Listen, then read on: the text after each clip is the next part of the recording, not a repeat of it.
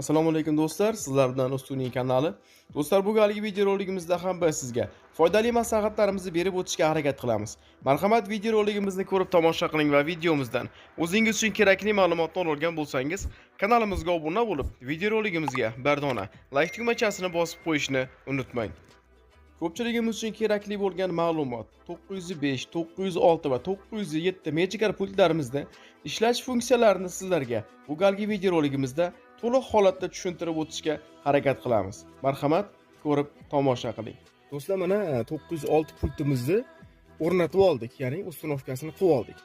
Bu galgi videoroligimizda biz sizlarga bu 906 ning ustunovkasini emas, 905, 906 va 907 signalizatsiyalarimizni mana shu yerda ko'rsatilgan funksiyalarni o'rgatishga va ko'rsatishga harakat qilamiz. Mana do'stlar, ikkalasini ko'ryapsizlar, mana запасной pulti ham ekranli pulti bilan bir xil ishlaydi. Endi sizlarga bir boshdan tushuntiraman. Ko'pchilikda ZZZ yonib qoladi, valet yonib qoladi, DRV yonib qoladi, yo soatini to'g'rilanmaydi yoki shunaqa bir nima desa bo'ladi, tushunarsiz holatlar vujudga kelib qoladi. O'sha narsani video obzor qilib tushuntiramiz sizlarga. Qaytarib o'taman. 905, 906 va 907 signalizatsiyalarimizni funksiyalarini tushuntirib o'tamiz. Dastlab do'stlar, mana kalitimiz uch holatda. Eshikni ochdik, endi shopir tushdi, misoli endi tushildi. Pastda endi sizlarga tushuntiraman. Mana birinchisi qulflaydi. Oynalarimiz paytapni bitta-bitta ko'taradi. Bunisi va narigini ko'rsating. Narigi oynamizni ko'tarib oladi. Mana ikkinchisi ochish mana. Ochdik. Mana shu holatda eshiklarni ochmadik. Agar siz 10 sekund eshikni ochib, bitta ochib yopib qo'ymasangiz, pult o'zini o'zi avtomatik ravishda qulflaydi. Mana eshikni bitta ochib yopib qo'ydim. Endi pultimiz qulflanmaydi do'stlar. Endi sizlarga qolgan narsalarni ko'rsatib tushuntirib o'tamiz. Avtomobilimizning yukxonasini ochish uchun mana yukxonaning rasmi ko'rsatilgan. Shuni bosib turasiz. 1, 2, 3. Keyin qo'yib yuborasiz. Bo'ldi. Ovozini eshitdilaring, bagajning ochildi. Endi do'stlar, avtomobilimizni yurgizish uchun Nexus 3larda mana burchakda e'tibor beringlar. Mana chipi turibdi. Bu tomonda yo'q, faqat bu tomonda chipi bor. Kalit o'zida turishi kerak. Kalit o'zida qoldi. 4-knopkani bosib turamiz. Avtomobilimizni zavodit qilish uchun avtomat korobkada parkovka holatiga qo'yib qo'yasizlar. Mexanik korobka bo'lsa, xalastoy holatga qo'yib qo'yasizlar. Faqat siz ko'rsatchi qo'yilgan bo'lishi kerak. Endi kalitni bosib turamiz. Mashinamiz qulflandi. Endi zamok ochildi va starterni yurgizdiradi. Starterni ham kamroq qo'shadigan qilib ustunovka qilganmiz. Ovozni eshitdilaring? Mana pultga beryapti. Bu degani avtomobilingiz zavodit bo'ldi degani. Siz misol motorda ovozni eshitmaydigan joyda bo'lsangiz, mana shu pult orqali mashina yurgan yoki yurmaganlik holatini ko'rib olishingiz mumkin. Endi avtomobilimizni o'chirish uchun yana kalitni bosib turamiz. Mashinamiz o'chdi. Endi do'stlar, bularda 905, 906, 907 da ham AUX bor.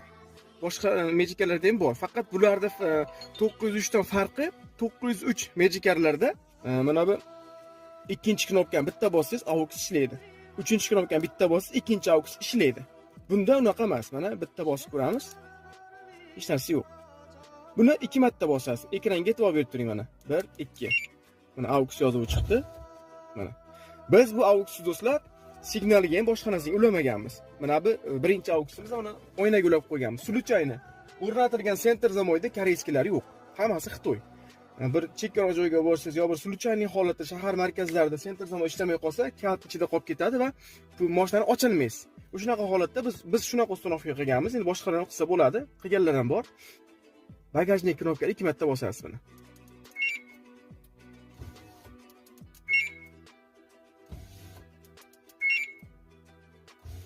Oynasi o'zi avtomatik ravishda tushib beradi. Keyin qo'lingiz tiqilmaydan senter zamoyni ko'tarib ochib olaverasiz. Suluchayni senter zamoy ishlamay qolgan holatlarga bu texnika bezopaslikka rioya qilib ketilgan holat.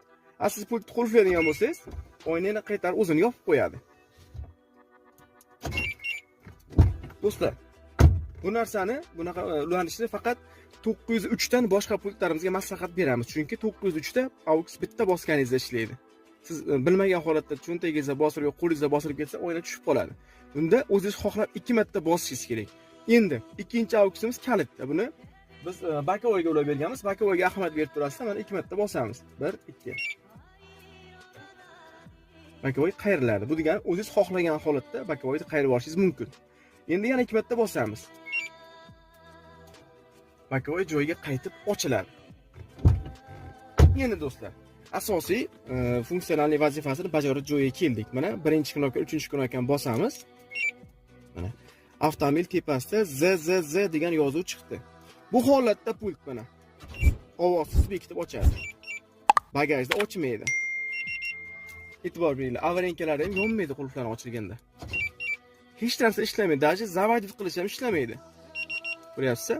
Bu degani nima degani? Bu degani signalizatsiya prostoy holatga tushdi degani. Ya'ni faqat bekitadi, ochadi, hech qaysi funksiyasi ishlamaydi.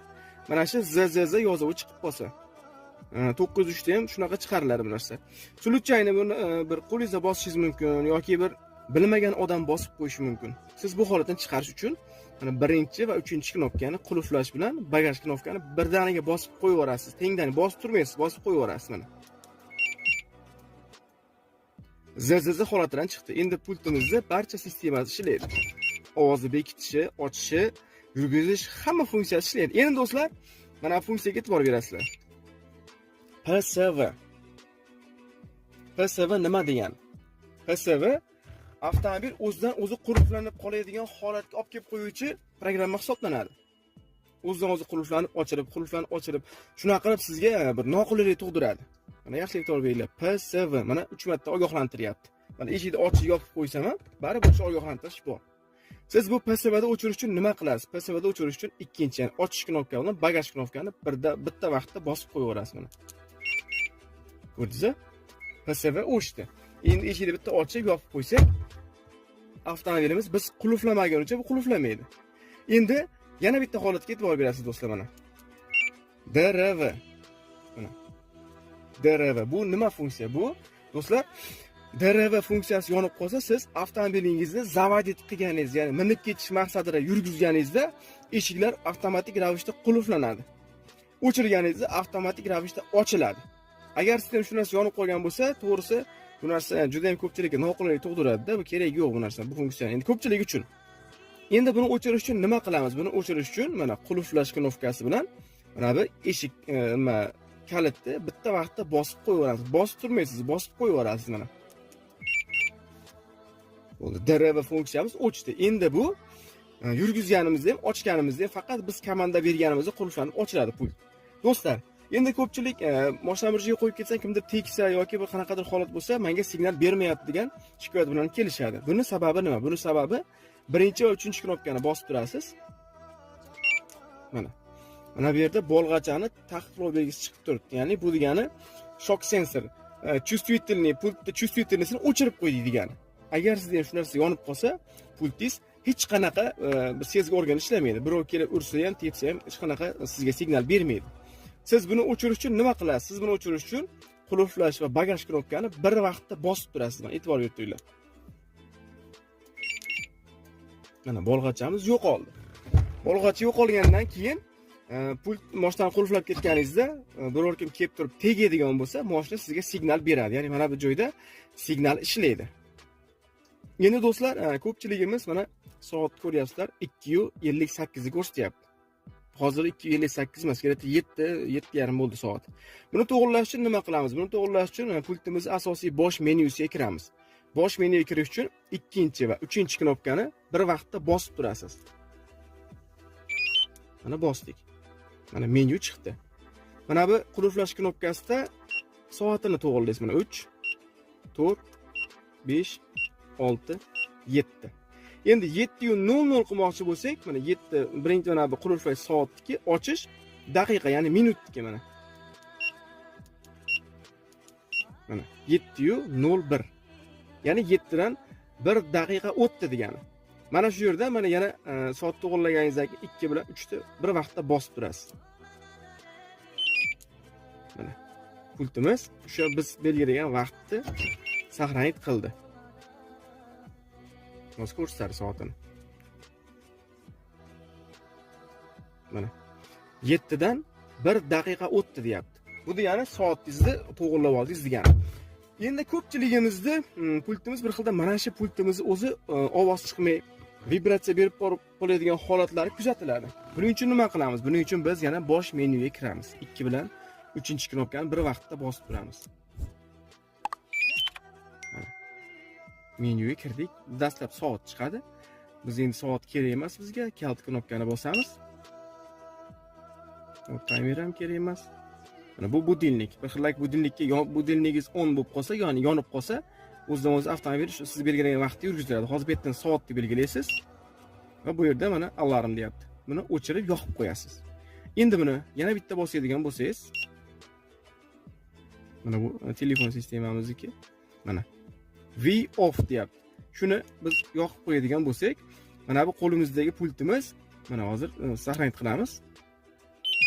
Obishni holatga qaytdi. Mana bu qo'limizdagi brelogdan, ya'ni pultdan ovoz chiqmaydi. G'ing etyapti. Faqat vibratsiya beradi xolos. Buni yoqib qo'yish uchun, ya'ni o'chirib qo'yish uchun yana bosh menyuga kiramiz. O'zi o'sha sizga kerak narsani bu yoqib o'chirib turadi, belgilab. Timer off on. Mana vibratsiyamiz keldi. Vibratsiyani o'chirib qo'yamiz. Ko'rdilaringlar va saqlanib qilamiz. Ikki bilan 3 ni bosib turamiz. Mana do'stlar, endi bu brelogimizdan ham ovoz chiqadi. Qulflanishi va ochilishi. Shunaqa holatda to'g'rilab olsalaring bo'ladi.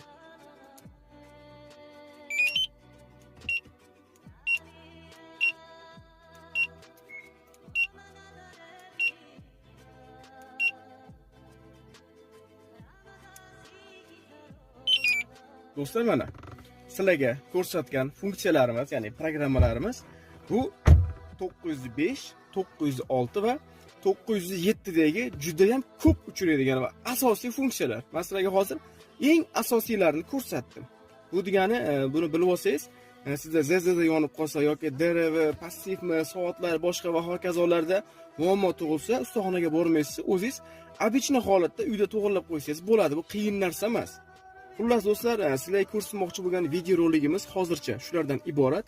Agar sizga video roligimiz ma'qul kelgan bo'lsa, kanalimizdan o'zingiz uchun kerakli ma'lumotni olgan bo'lsangiz, bitta like bosib, ya'ni videomizga bitta like bosib, kanalimizga obuna bo'lib qo'yinglar. 100 ming obunachi bo'lishimizga ozgina qoldi. Xudo xolasa sizlarning yordamlaringiz bilan Alloh nasib qilsa 100 ming obunachiga ham erishamiz do'stlar. Sog' bo'linglar, salomat bo'ling.